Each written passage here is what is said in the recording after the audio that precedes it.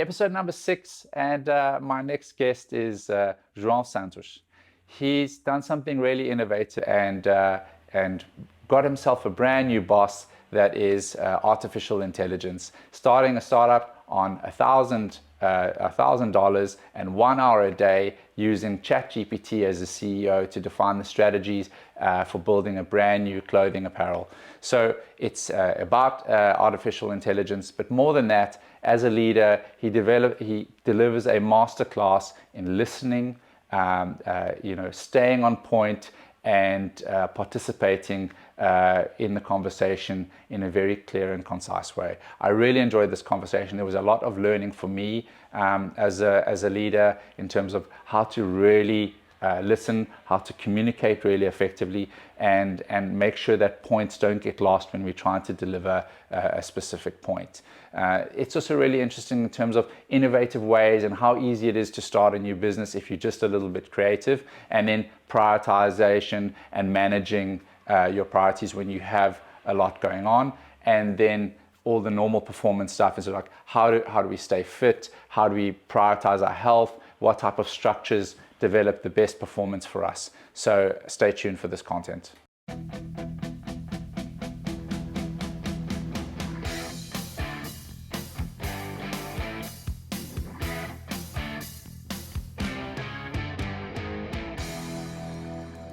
So welcome. Thanks very much for coming. Thank you so much. My pleasure. This is my first sort of 9 episodes, so I'm still like figuring this out. But I'm very happy to have you. Like we're just talking about it, is that the idea of a company run by AI. Like, how did that come about? So I'm sitting there at my desk one day. I thought, I really need a new boss. Okay, let me go out and get a boss that will be AI. Okay, I'll be the first person in history to give myself voluntarily to the machines. How did that idea come about? I was watching Matrix. Okay, no, just kidding. let me plug in. I really have to give all credit to Jackson Fall, Okay. which was a US guy that tweeted about going on ChatGPT and saying, "You are now Hustle GPT. Build me a company with $100 in starting capital, Okay. and I will be your human liaison." Okay. And when I read that, first I thought that was the coolest thing ever. Yeah. Then I saw that it already had about like 10 million views at the time. Jesus. And I thought, I really want to do this. This sounds like so much fun. It's going to be a way for me to spend more time in front of ChatGPT and learn more about these models. Like I'll find the time and the motivation to do it because this sounds so much fun. Yeah. And also a little part of me was like, if I move fast, maybe this takes off on LinkedIn instead. And I was getting already decent engagement on my posts. Yes. So I thought I was probably going to get like 100 likes, 200 likes, not like 37,000. Yeah, and that like it, sort of following the story, I was like, wow, this is fast. This is like, what is it, like 74 days from ideation to fundraise? Yeah, until closing. To closing the fund, the not fund, starting which is the fundraise. another like maneuvering through bureaucracy in itself is like but that's crazy. But what is the day in the life with an artificial intelligence CEO actually feel like? So usually people ask me, what is it like to work with it? And I'm like, pretty polite. Oh, nice. No micromanaging. Awesome. Pretty chill, not bad. Perfect work culture, like exactly what you. But I think that even in the real sense of like any sort of employee-employer relationship, is that how it should be, right? Like we want the autonomy and the creativity to execute and think about problems ourselves and bring these, and then sort of come back and a sense check on like what the next steps or what the vision should be. So I think that's kind of what you want in general, but it also you're kind of now lacking any sort of validation on good job, great execution. How do you build that then? How do you sort of validate that you're on the right path? Yeah, I mean, I really see this company as a little bit of an adventure book. Okay. It's like you can go left, you can go right, turn to page 34 if you want to go right. And so my job is not to implement my own vision for how I would grow this company. It's going to take a lot of discipline. A little bit, but it's also kind of the DNA of this whole project. It's what brought everyone together. It's what got investors curious to see how far this can go, Yes. how crazy can it get. So I feel like it's my job to try to get value out of ChatGPT, to try to give it as much direction as possible. And now that we have outside capital, we just need to make sure that we're not wasting that money. So Yes. my goal is, how can we get like sound marketing strategies, for example, Yes. out of this now to try to grow this brand and have me have the smallest footprint possible in that process. So because this is where it becomes complicated, because now you're going to have to think about the correct prompt that doesn't involve your bias. Is that But it's true? not that part's not so hard. It's not. Actually. I'm just going to follow best practice, Okay. which I got from a machine learning guy in the space, Okay. which is whenever you ask something, when you prompt it, say specifically, please answer like whatever experts. Okay. So that's one thing. Okay. And then number two is, please break down this topic into sections Okay. so that the LLM literally like has more memory and looks at each of the sections that it breaks the problem into. Okay. And that kind of allocates more memory to each area.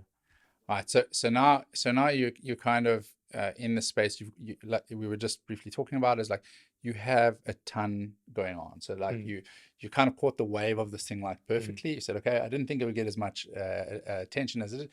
Huge attention, super fast. Now you're kind of a pioneer in this space. How do you now find like focus with all the things that are coming your way? How are you prioritizing? How are you building structure for yourself that keeps you sort of focused and motivated? Yeah. So I've been thinking a lot about how to do time allocation, and that's a tricky bit. And I think at the end of the day, I'm going back to basics, meaning I think most companies that thrive because of execution. And so that means they were able to find the environment and the resources where they could keep everyone like highly energized and excited to build that thing. Yeah. And so I think my job is to think about the things that I'm great at, the things that give me like intrinsic motivation to create cool stuff. Yeah. Rather than, maybe this is a good market because it's taking off or the industry is big enough, I could probably raise some capital. Yes. That's probably not the best reason to build something. But that's not the best reason to do anything, right? Yeah. Like I think that any business that's built with the sort of the primary goal of being sold or sort of monetization isn't nearly as successful as the one where the people immersed in it saying, this is a great project, we believe in what it can be. It's easy to self-motivate on the daily tasks for this, or to think about how to build that. So that's like it's quite a big thing. But now what's interesting to me in terms of playing out is that, is AI now fulfilling a lot of that thinking piece for us? Well, not thinking piece, there's still thinking that happening. Is it fulfilling the prophecy of saying that AI should make our lives better? It'll take over more of the mundane. Therefore, we can think about more of the creative things in the world to do. So like the human race has changed. Like this is the first kind of iterations of that starting to happen. It's like, I don't have to think about this. There's enough information in the world available for it to just present me that of tried and tested ways. And now I can really be creative in what I'm doing. I think that's step one, let's stop like spending time taking down meeting notes, putting them into an email, sending them to the other person. How amazing would it be if that's just done automatically for you by default? Yes. Every time a meeting is done. Yeah. So, every time we need something, we already have it. We're not spending time crafting that out. I think those easy, repetitive tasks, let's get rid of them. Things like templates, like legal templates, term sheets, shareholder agreements, all this stuff that like lawyers spend all this time drafting. I'm sure they would love to just have like quick boilerplate things that they can share with someone, they can put in their data, sign it, done. Yeah, but how will they make the fees, right? Like Yeah. the person Well, making the copies gets fees. Like how yeah, will yeah. you generate Well, your what fee? I read something interesting in Uh, that, and this person was saying that as law work gets more and more efficient and faster, what happens is you make less money per client, but suddenly you can handle 4 times the number of clients. right. Yeah. That makes sense because as like I have thought about that as like, okay, there's a lot of repetition in a lot of industry that can be now Hmm. replaced, and that actually, as a layman in those spaces, I can go with a high degree of trust that the information that I'm getting is back. Hmm. Maybe someone just has to verify it, but I think that a lot of like repetition can be start to be like replaced, like lawyers, Hmm. to some degree, maybe medicine, basic medicine. Hmm. I don't know if you agree, and it's all there. So the nature of the way that we interact with technology every day is going to significantly change. Hmm. In fact, I heard a quote that it was on Joe Rogan, Hmm. but it was a book I think written in 1964 that was saying essentially like humans will become to machines what bees are to flowers, right? Hmm. Like so, it's essentially is that we will help fulfill the physical needs of machines, Hmm. and the return on those things will be wealth. Like, what do you think about like that type of future for us? I think that makes sense. I've also read, I forget who came up with this quote that basically humans are programmed to build AI. Ah, We feel a little bit like these like tech slaves. Like we admire tech, we worship tech. Everything is about the next technological leap. yes, And so we know sometimes there's these big trade-offs. We don't know what it means, but like people just want to build and deploy and then it's out there. yeah, Like yeah, we did it with social media, we did it now with AI, and we don't even really stop to think, yeah, should we put this out there or not? It's just like go. yeah, Um, so in a way, it's crazy how it really feels unavoidable yes, that we're on this path towards technological advancement. yes, Um, and is it purely because people think that when that is available, it's going to generate profit? I would say it's probably more than just that. Like yeah, we still worship technology yeah, and we still want to see what the future looks like. yeah, yeah. So it's kind of more of an intrinsic thing. Yes, I think that also like I think sort of initial sort of rollout of technology or development around technology has a perspective, and your perspective depends on how far your vision can go. And so like also what you kind of shoehorn yourself into a perspective thinking, okay, my technology will be used for this, but then someone else comes along and said, well, it can also be used for this. And so that's then kind of too late. It's like, oh well, we've already like launched this and these are the negatives. I Hmm. thought I thought of all the negatives, but actually I didn't think about these use cases for X and Y. And so they live and they change and they develop. And yeah, I think it's the same. Like any technology can be like really good for you, it can be really bad for you. It just Hmm. depends on how it's deployed and how it's used. And Absolutely. it's got to be it's got to be something that we sort of have to think about. You have a rule with AI that it can't make you do anything illegal, or what are the other ones that like your basic ground rules of working with it? It's basically just, if something is going to land me in jail, I'm not going to do it. If it's going to waste investor capital Yeah, and it's just irresponsible, I'm not going to do it. yeah. Have you had any sort of instances of that yet?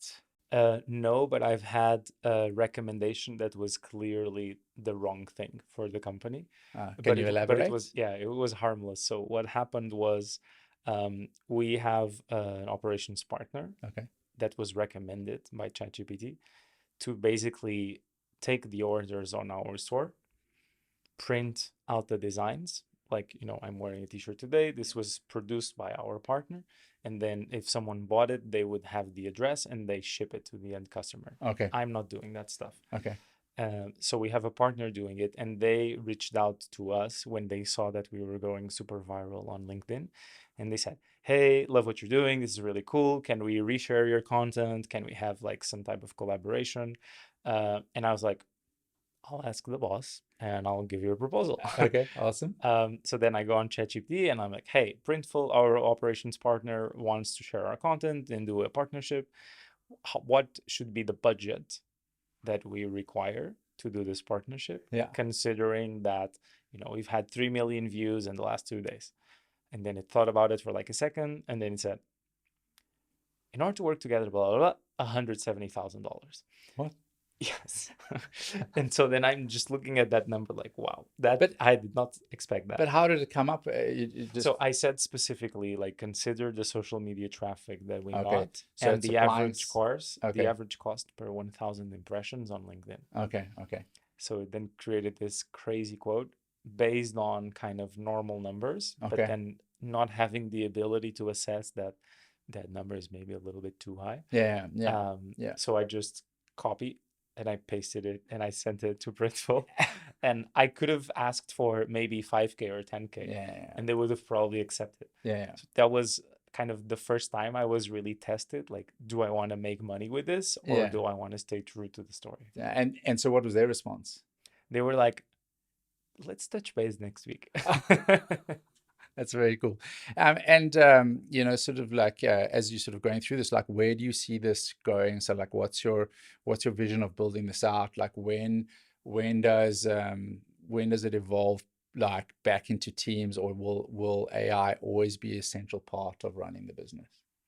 For us, Yeah. So we don't think it's capital efficient to basically hire a bunch of people full time to try to build this out. Okay. Like, we raised 100,000 euros. It's really not that much if you want to bring in a team. Yeah. So I think our goal will be to stay as lean as possible, to have minimal costs, to extend our runway, and to allow us to see what is the amount of results that we can generate Okay. with AI in the real world. Okay, that's very awesome. And so, I mean, but this in terms of fashion, it's a very interesting use case. You were just briefly telling me now, like the other sort of variables and what AI can be used for, and specifically using machine learning to test various things and to test like different theories or ideas or formulas, rather than having to go through a standard trial and error. You can now use AI to accelerate that. Can you talk a little bit about more on what the potential of that is? Yeah, I think the most popular use case so far is probably AlphaFold, which is essentially a way to, instead of having humans try to guess and discover the structure of some proteins, we can basically run like 1,000 simulations with AI, and then have the AI suggest what it thinks those structures look like, and then we kind of just go in and verify if things match and if we have found a new structure. That's amazing. You can do that for proteins, but then you can also do that to actually develop new advanced materials. Where you give the model a goal, like, find me the material that is most effective at capturing carbon dioxide. Or find me a material that is most effective for outcome X.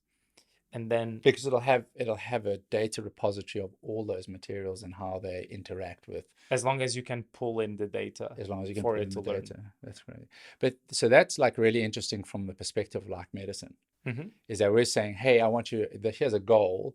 I want you to find a chemical formula that solves this problem, or that kills this protein, or that kills this whatever it is.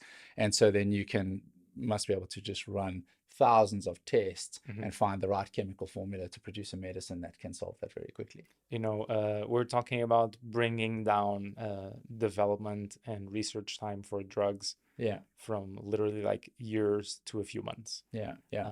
Just because that trial and error used to be so expensive and take so long with humans. And now you just run 1 million simulations until you have something that has potential, and then you just test that. And so that's then dependent on your processing capability, right? Like how fast you can process that information, which is huge. And like, so when you have pandemics in the future, you can literally start to test sort of vaccinations at scale really rapidly and deploy ideally. That's the idea. And how do you, I mean, like, what are your biggest sort of industries that are sort of ripe for disruption with AI? Anything with well, first of all, kind of anything. We, all industries use human intelligence, and as artificial intelligence gets closer and closer to it, especially in specific tasks in a closed environment, then it doesn't sleep, it doesn't get sick, it doesn't have time off. Anything that can be repetitive it can basically be automated. So Yeah. I would say, of course, as we know, all industries in general will start to be AI enabled. Yeah. But then, anything that is kind of dumb guesswork, Yes. like what we just discussed, things in a lab with trial and error. We're talking, quantum physics, finding new antibiotics, Yeah.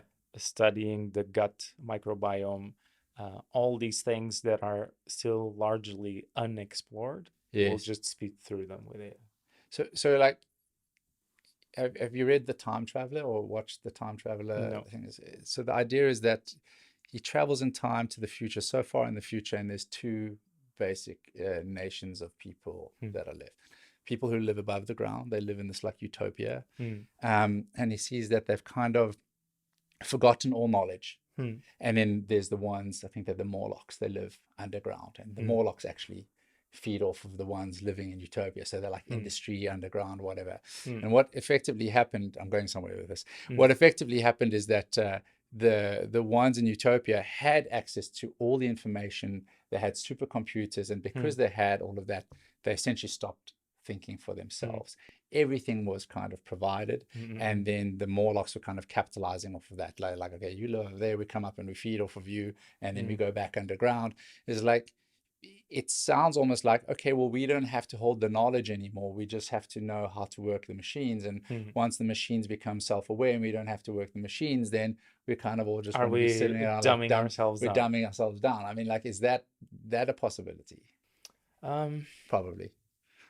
Or maybe it's happening already with cell phones.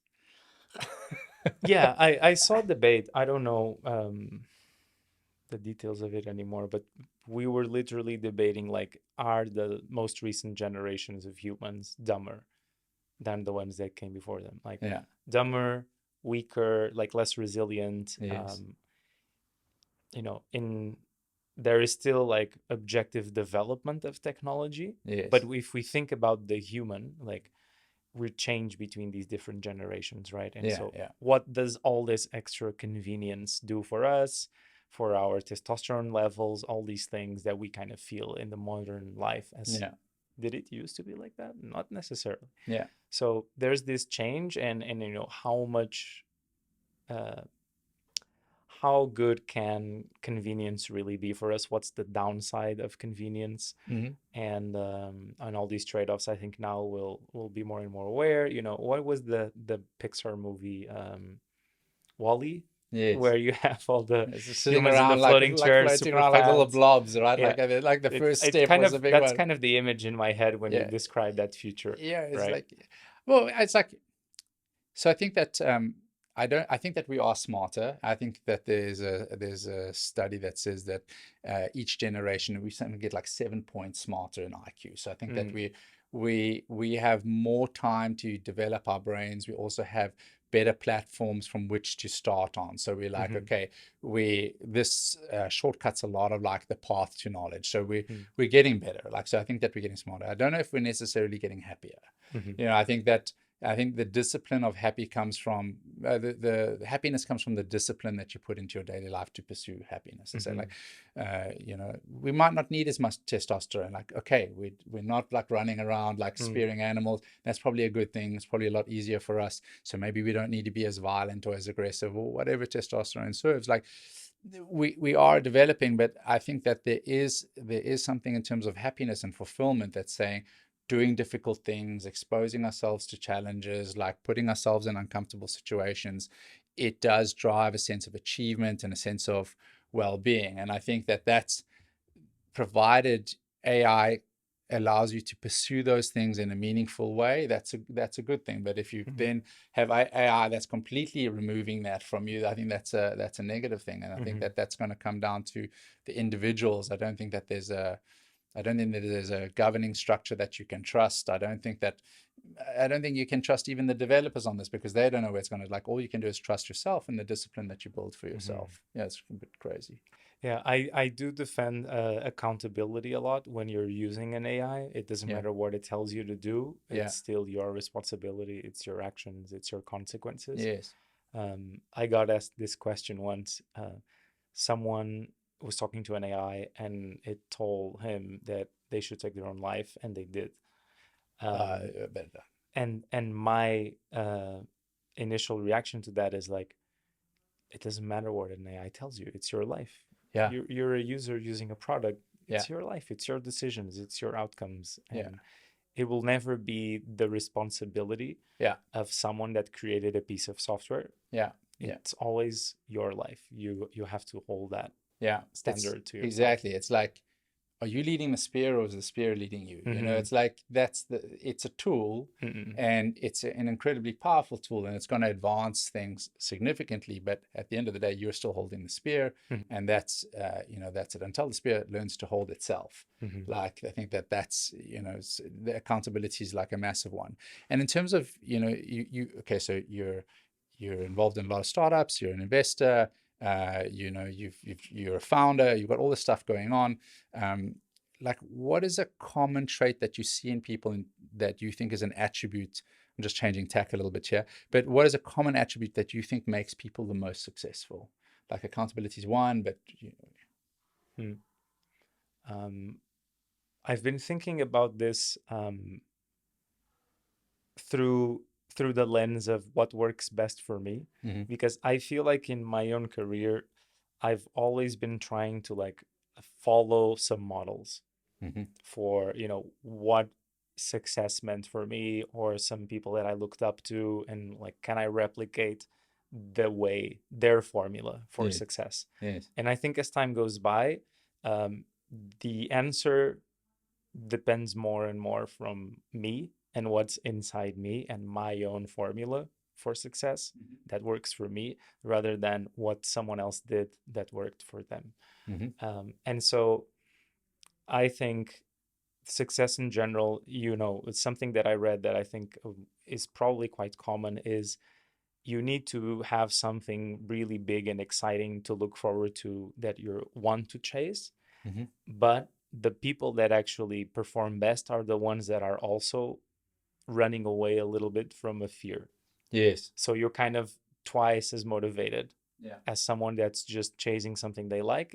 You're also trying to avoid this thing that you don't like. Yeah. So for a lot of people, it tends to be, I think this type of work is really exciting. I want to pursue excellence in that line of work. But also, like, they don't want to feel like they wasted their lives. They don't want to feel like they wasted their potential, or like they're not enough the way they are. They have some insecurity inside, like pushing them twice as hard to make it. Yeah. And but that fear it's like it works two ways, right? Because the fear can move you forward, or the fear can completely stop you, right? Like, and stepping over the fear is the key thing. I guess a healthy mix of, I find this really exciting, I really want to work on this. And then I don't want to waste my life. Like, I'm tired, but I'm going to push through because I know that that's important. Exactly. So like you can place your fear motivators like fear of failure, fear of embarrassment, fear of not being good enough. Those can sometimes sort of be extra fuel. And but they can also completely like destroy you. Like, oh, I'm not going to start that because that's a fear. I'm not going to take a risk. I don't want to face it. And so I think that attribute of the ability to face fear, it starts in like really small steps. And do you have like small steps that you start to address fear in your daily life? Like, I do challenging workouts. I take on challenging, crazy new business ideas. What is yours? Yeah, so I kind of follow the Huberman routine. Okay. Most of it. I don't do the salt thing, but I know the salt and lime in water. Yeah, I do that. That's it's okay. I literally haven't tried it yet. Okay. Like, maybe I should. Some people actually. I introduced that. Sorry, I introduced that to. It's like I do this thing, like before Huberman was a thing. It's like I heard it from a strength and conditioning coach, and he said like, this is the thing to do in the morning. So then I got onto that. I was like, this is the thing, and then I introduced it to a colleague at work. He's like, oh man, I took that this morning. I completely started vomiting. I'm like, okay, I'm suggesting nothing to anyone. So I'm not suggesting it, but I do it.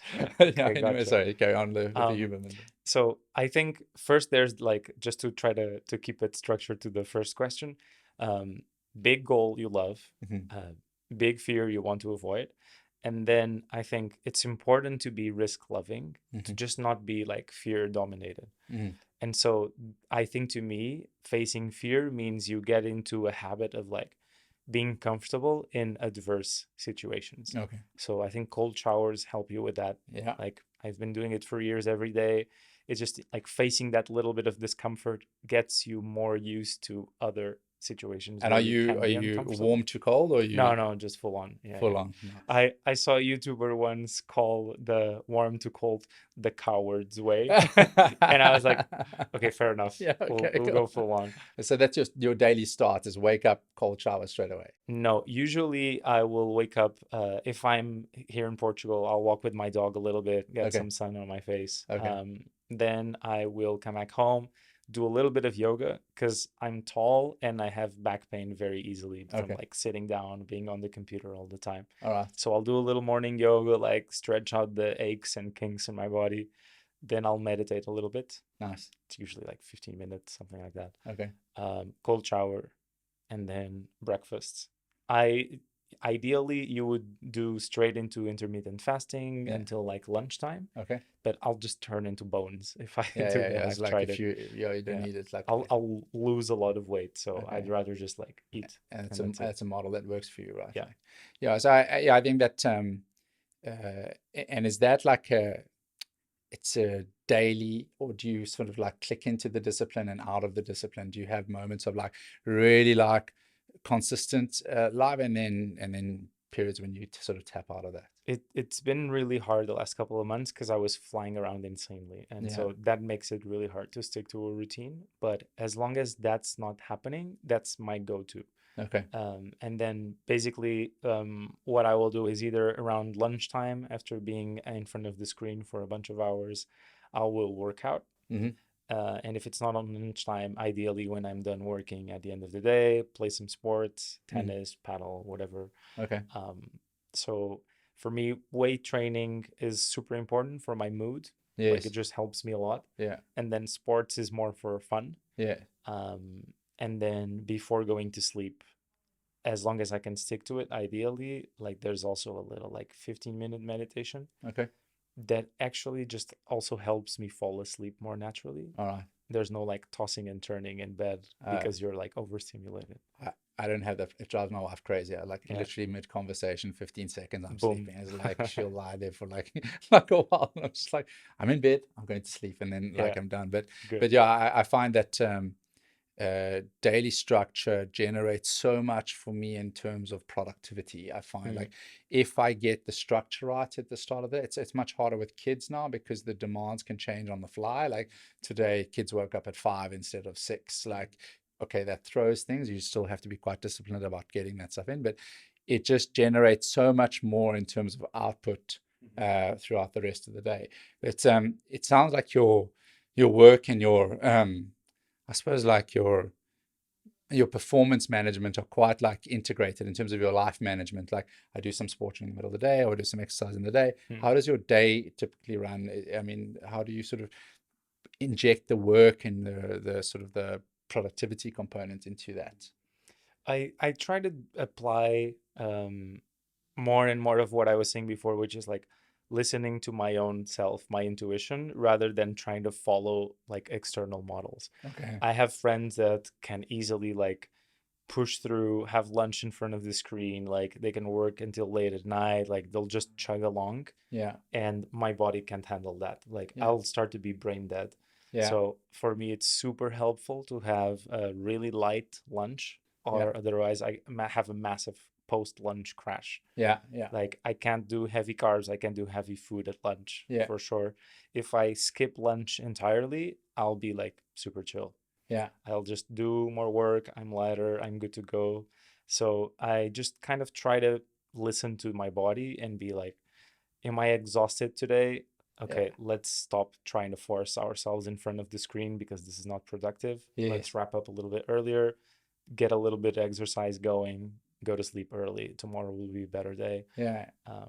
But I've always worked in startups and kind of like high intensity roles. And for a Yes. while, I was really just trying to like force these schedules in my life, Yes. and the outcomes were not as good as now. I'm just trying to find the conditions for me to be having the most energy, happiest as possible, and then that brings the productivity as a byproduct. Yeah, because working in startups in essence in themselves are difficult in the sense that they're like high thinking all the time, like problem solving, rapid pace. There's a lot of stress around that. And now if you try to force a very rigid structure on top of that, first of all, if you miss your structure, there's an attachment of guilt. Oh, I haven't done that today. Now I have to fit that in somewhere else. And it becomes this additional pending thing, which is not a good outcome, right? It's not a good mental outcome. So finding something that works within the environment that you live in, it's like it's very important.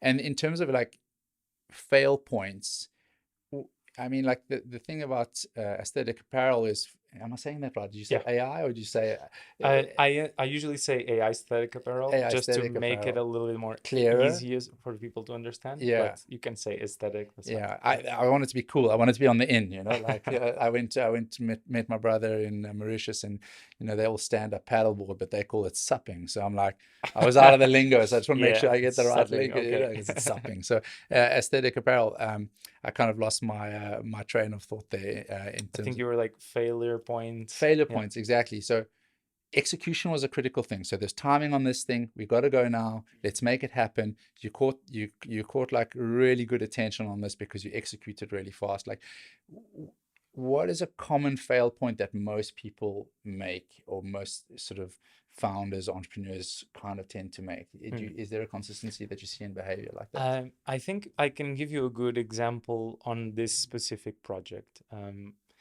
We have a community on Discord with like over 2,000 people that were also inspired by Jackson Fall to start a company with ChatGPT setting the direction.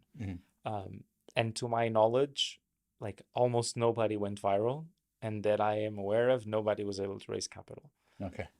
And I think the main reason for that is, for a lot of them, the way they document and announce and share what they were doing on socials was kind of just a little item on their to-do list. And it wasn't really interesting for people to read. Yes. And I try to make it sound like a Mexican telenovela since day one. Okay. Like something crazy to follow, exciting. I put jokes in there. Yeah. It's very human. Yeah. It's like very technology based, but it's got a huge human element to it. When I first read it, I was like, this is the coolest thing. Like this has to go somewhere. This is the timing is amazing on this. Like I completely bought in. Like in fact, I started getting like a little bit like weirded out because LinkedIn wasn't giving me the updates in the sequential order. I was like this is all over the place. I want to know what's going on. It was really cool. Yeah. Awesome. Yeah. So no worries. Essentially we spend like an hour a day thinking about how to make the daily update as interesting as possible for people to follow. Okay. And a lot of people just wrote some bullet points and hit publish. And so that doesn't really get people that excited. Yeah. The main reason I did that was we had this giant traffic spike. Yes. And I know how short-lived that is.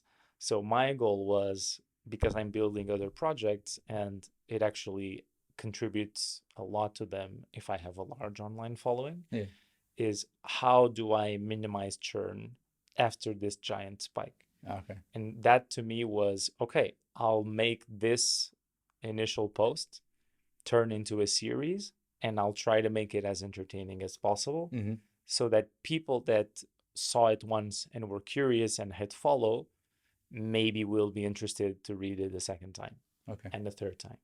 And I'll always churn through a lot of those millions, but by the end of it, I'll probably have maybe a set of people that stuck around because it was fun. Yeah. And so it attracted a lot of interest. You got the content like really right, and the message was loud and being spread everywhere.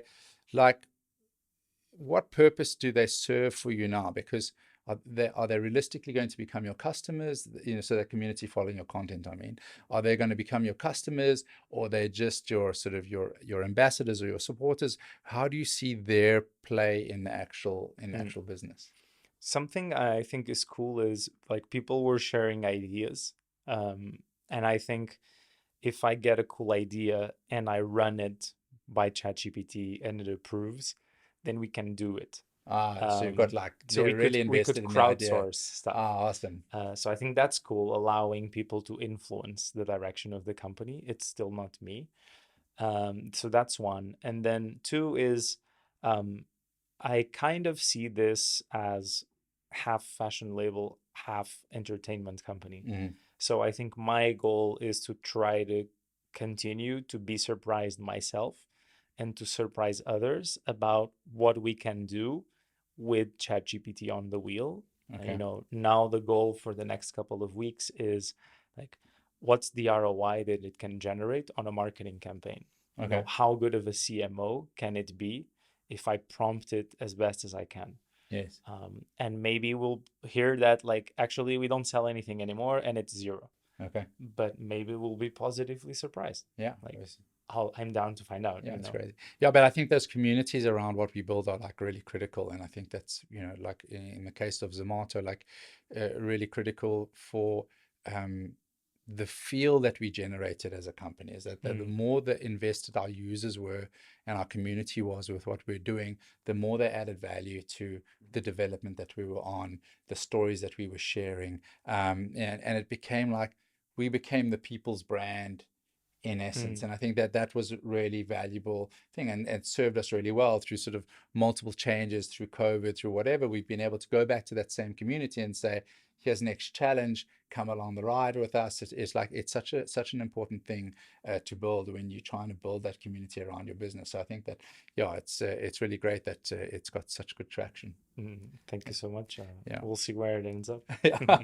Yeah, and so in terms of like personally, like what are your big aspirations? Any new projects that you're thinking about building at the moment? So I have like a baby right now, like a passion project that I really love, that I was already starting to build before AI Static took off. And that's called Underdog Founders. Okay. And it has kind of two key products. One is the content brand. And what we're doing is we're interviewing underdogs in the startup world from all over the world. And we're sharing their entrepreneurial journey in a way that is a lot more transparent than what people usually get to see. That's awesome. And what does an underdog mean? Yeah, that's what I wanted to clarify. Like, how do you classify underdog? It's someone that hasn't had a big exit before. Okay. And they're relatively new to the market that they're trying to disrupt. Okay. So usually because of this, it's so much harder to raise money. Like investors will ask like, why you? And sometimes they don't have a great answer for that, even if they're super talented.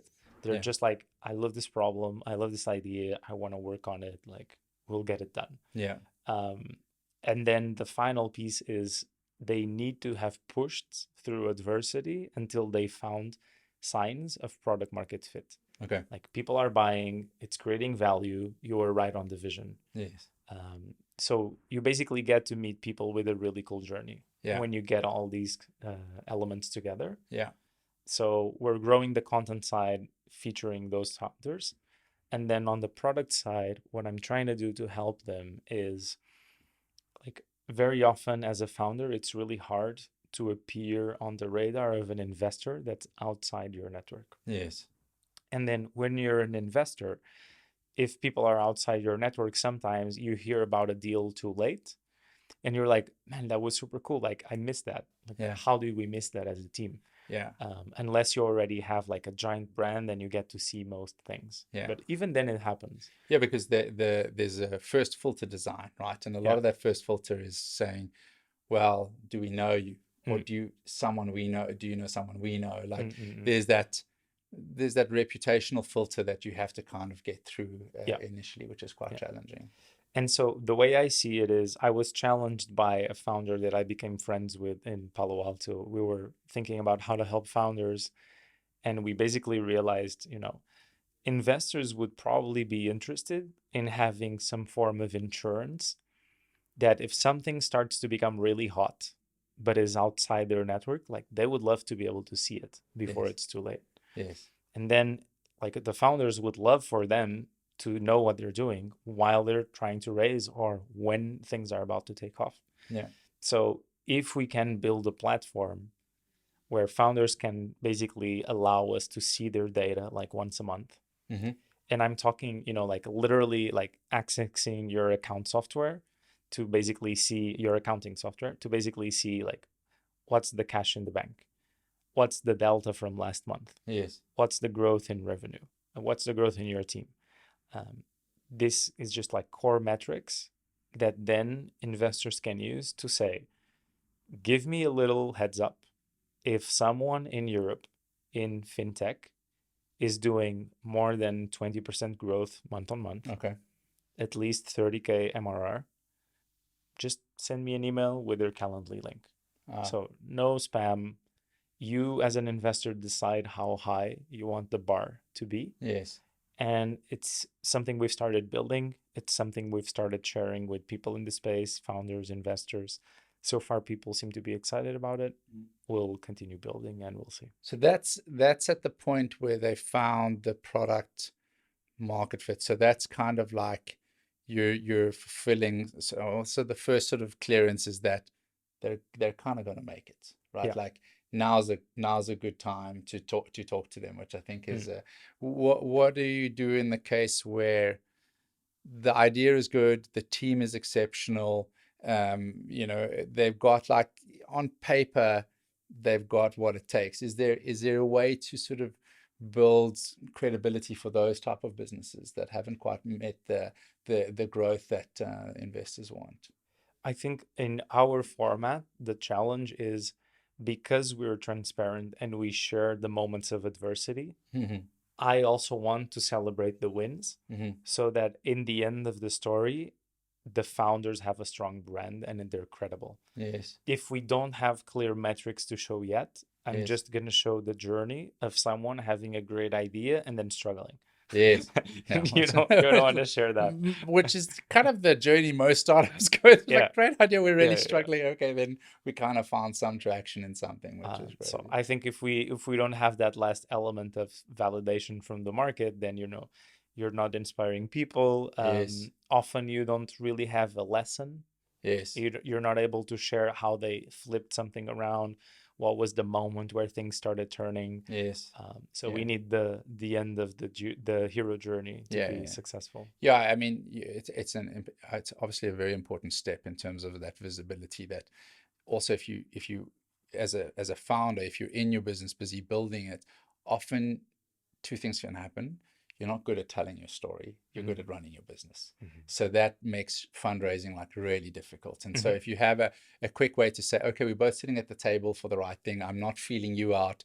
You're not feeling me out. I've kind of proven the pieces that you need. Now we'll tell you the story is like a really interesting way to come about the introduction rather than having to, pitch it like crazy until you find a good fit or a good hand in the glove. Yeah, ideally it's, they were already searching for what you have. So this is probably a conversation worth having. Yeah. Rather than founders like spamming cold email lists with 200 investors hoping that someone will reply. It just sounds more crazy. Yeah, that's great. And which markets are you focusing on? Which countries are you focusing on? Are you completely global on it now? So we need to be global.